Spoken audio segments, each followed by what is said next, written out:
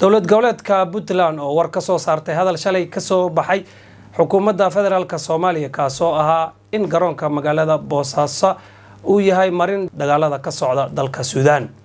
war saxaafadeed ka soo baxay maamulka Puntland kuna qornaa luqad adag ayaa lagu beeniyay warka ka soo baxay dowladda federaalka Soomaaliya. Dowladda Puntland waxa ay si cad u beeninaysaa in ay wax lug ah ku leedahay dagaalada sokeeye ee ka socda dalka Suudaan iyo in garoonka Boosaaso loogu duulo dalka Suudaan.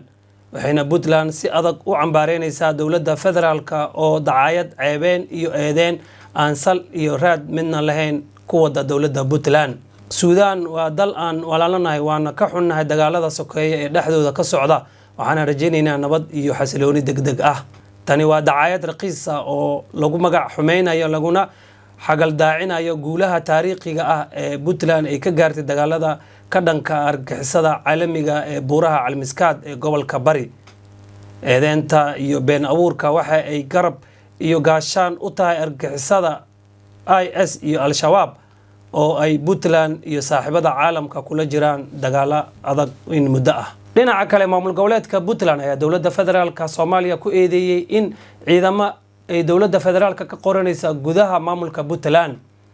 Puntland ayaa sheegtay in wixii cawaaqib xumo ah ee ka dhasha ciidamadaasi la qorayo ay mas'uuliyadeeda qaadi doonto dowladda federaalka Soomaaliya.